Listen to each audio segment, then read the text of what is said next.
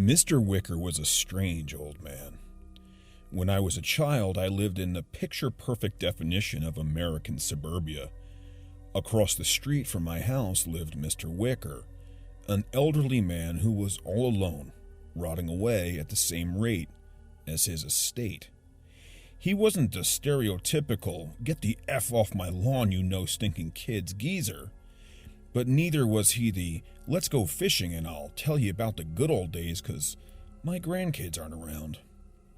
Mr. Wicker just was. He would sit on his porch and watch us, day in and day out, smoking pipe after pipe. I recall asking my mother once why that was all Mr. Wicker would do, and why he never interacted with anyone else or had visitors over. And she explained that sometimes when people come back from the war, they aren't the same as they used to be, and that sometimes people bury themselves away because it's more comforting for them like that.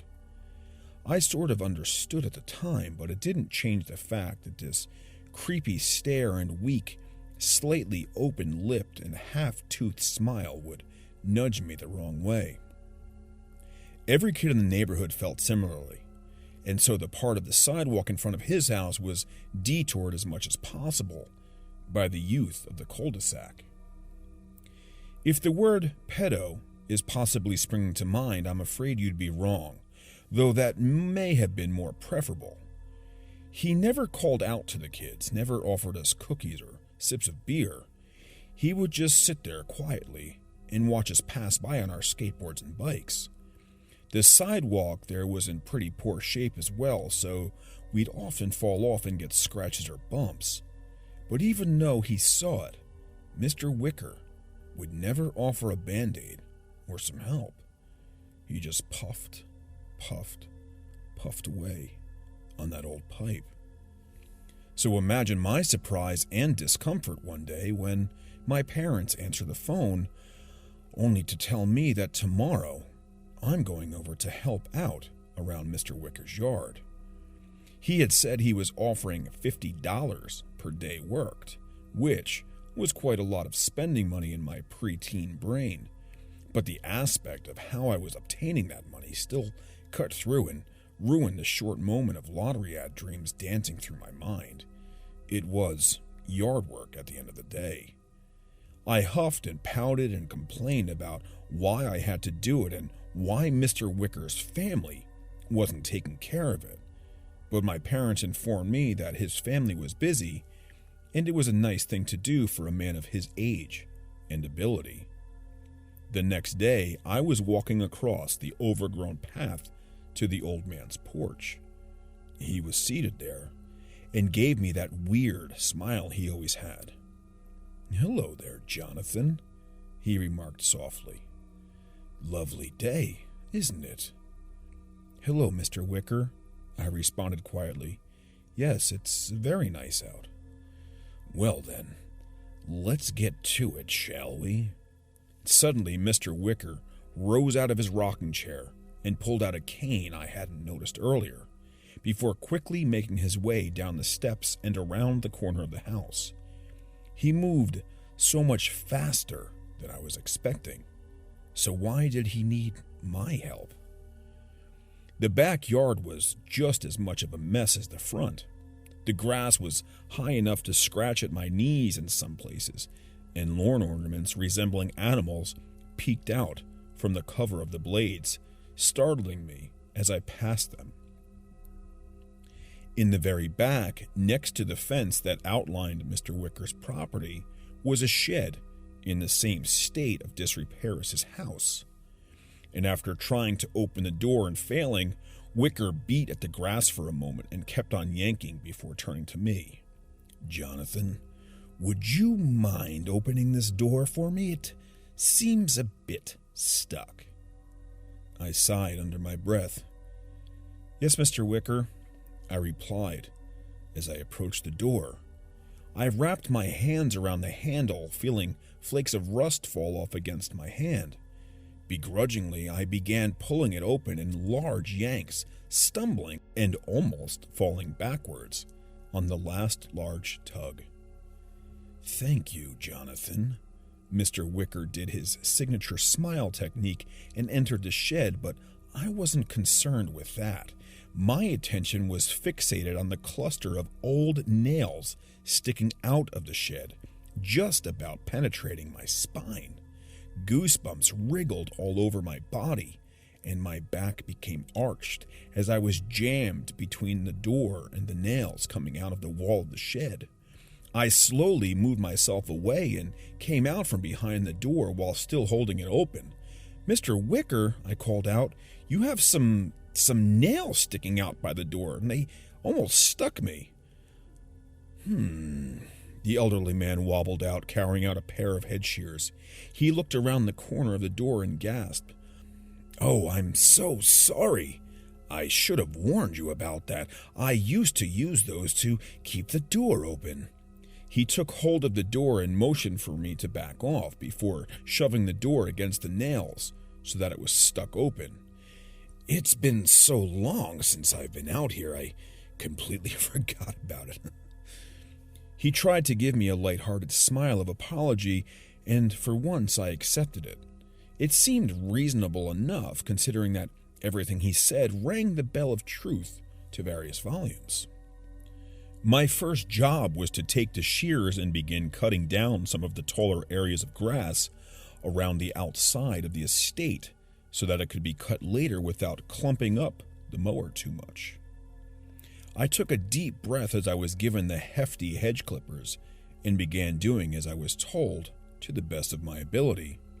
Snipping and clipping, I wandered the property randomly, trimming sections of plant life that rose above my knees, and even with my hat on my head, the summer heat was starting to boil me alive, and the sounds of other kids playing and laughing next door began to form the desire to rush in my heart, so I too could be free to spend my day as I wished.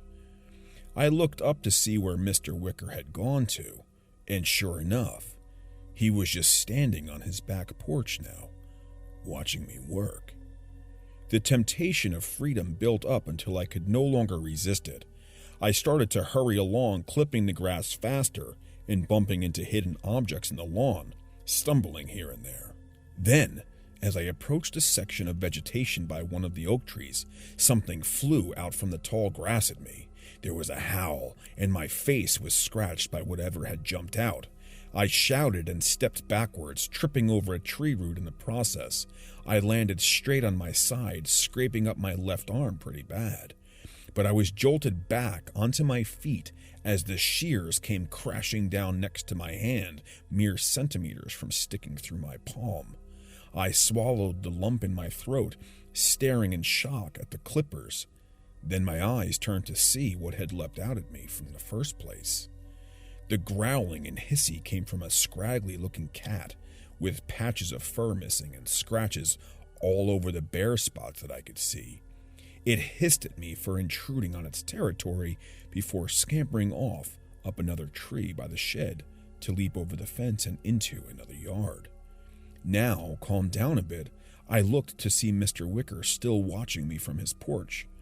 As soon as my head turned towards him, though, he suddenly found the ability to walk again and hurried over to me.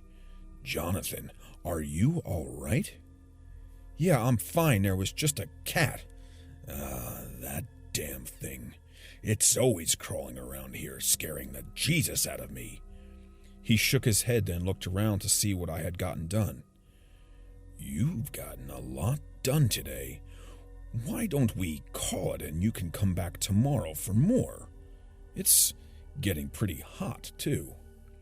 I was about to protest and ask if he was really sure, but the $50 bill he was holding out to me answered that in an instant. I forced a moment of gratitude between the pulses of pain coming from my arm, happily accepted the bill, and began to walk home. Looking over my shoulder, I caught the old coot watching me again, before wandering off into his shed. My parents naturally asked what happened when I came in the door, and then scolded me for not being more careful when working with equipment because, well, that's parents for you. Though the pain was subsiding and I was all bandaged up now, I was still bothered by how he just stood there and watched me. The next morning, I was back over to do some more work. Mr. Wicker gave me his typical weird old man smile and led me to the shed again. He asked me to open it again, but this time I was much more careful to avoid the nails. He almost seemed upset by this, as his brow furrowed and his smile turned upside down. He entered the wooden shack and came back out with some gardening gloves, then pointed over to the nearest tree. "That damn cat from yesterday has been stuck in that tree all day. Go get it down." His command was gruff, but I didn't talk back. I could see the small animal just laying limp on a branch that was a few feet above me. There were a series of branches leading up to the one in question, so I did what any other 13-year-old boy would do. I started climbing. As I began getting closer, I got a whiff of the cat. It stank to high heaven. No surprise considering the state I last saw it in. In order to get a hand on the cat, I had to turn around and reach outwards to the branch. I was careful not to wake it up, and gently but quickly placed my hand on the back of its neck to lift it up. My tug did not move it. Confused, I pulled harder. This time, I noticed the roofing nail sink deeper into the cat's corpse, hiding in its mangled fur, and the trails of dried blood that stained the branch, initially hidden in the midday shade. The revelation made me lose my grip on my supporting branch, and my other hand slipped off the bloody branch as it had slimy bits of cat flesh stuck to it. And so down I fell, 6, 7, maybe 8 feet to the ground. Another crash on my side, and the wind was knocked out of me instantly. I was coughing and gasping for breath, and after a few minutes of lying there, a shadow stood over me. Mr. Wicker stayed silent until I began to stand back up and shuffle around him as he continued to give me that fucked up smile. "What's your deal?" I screamed. "What the hell is wrong with you, old man?" I then booked it out of there, across the street, straight into my house. Once again, my parents asked what was going on, and I told them the truth, that Mr. Wicker asked me to climb a tree to get a cat down that he had nailed up there. And once again, my parents barked at me for not asking for a ladder, for not being careful, and that I was being ridiculous about Mr. Wicker nailing a cat to a tree branch. They demanded that I go back over and apologize to him immediately and finish the job, but I refused. I kept myself locked in my room, even missing dinner so that my parents wouldn't try to drag me back across the asphalt to be this sadist's play toy. And the cycle continued. My mom came up to tell me the next morning that Mr. Wicker had called and actually apologized, since he should have been the one responsible for me and was going to be more hands-on as our guardian. Wait, our? Yes, because he has gotten my best friend Jeremy roped up into this charade. But there was a glimmer of hope to this. Perhaps Mr. Wicker wouldn't try anything with 2 kids, since we could corroborate our stories, and maybe the jobs would be less dangerous if there were 2 people doing it instead of just one being watched by a weird old man. Maybe. The word of wishers, but never certainty. Jeremy was already there waiting for me, holding a shovel. His face read the same level of discomfort that I felt in my gut. We just nodded at each other for acknowledgement, then turned to face Old Man Wicker, who was bringing a motorized push mower out of the shit shed. "Ah, Jonathan, just in time. You've used one of these before, yes?" My stomach was already doing flip-flops, seeing him bring out the mower, based on the last 2 days. It tied itself in knots upon realizing that his people-watching meant he had definitely seen me mowing lawns dozens of times, which meant I had no way of denying my use of the device. Mr. Wicker just gestured for me to go over to it. My daughter got this for me last year. Haven't used it too much, but it's got that button start mechanism thing. Oh, and be careful. It clogs up easy." With one hand in his pocket and the other on his cane, he hobbled back onto his porch to gaze down upon us, probably hoping for some sign of injury to gawk at. Jeremy walked up close and whispered to me, "Hey, you all right? You look pretty bruised up. Blame the old fart. Just be very careful around here." Jeremy gave me a look, but nodded and walked off to do whatever he had been asked to do. I started up the mower, similar to the one my family had, and began pushing. Slowly, the backyard began to get tamed, with Jeremy tearing up weeds and myself evening out the grass. Occasionally, though, there were landmines hidden in the lawn. Loud noises would sound from the mower, and I'd immediately let go of the handle as a large rock or small lawn decoration would go flying out the side. I didn't care if I looked like a scaredy cat in front of Jeremy for letting go of the mower so often. By now, Wicker had me worried that he had strapped a bomb to the underside of this thing, ready to detonate at any moment. Soon enough, as Mr. Wicker had said, the thick grass had clogged up the mower, and now nothing was coming out of it. I turned off the motor and then just stood there, looking up at the man in charge. He wasn't sitting down anymore. Instead, he was up against the porch railing, gripping it tightly. I could tell he was watching me, and that made me concerned about cleaning out the... "Yo, John, what are you doing?" Jeremy came over and pointed at the mower. "Clogged up? Huh? Yeah, but I'm... Come on, man, this old fool's paying us $50 a day."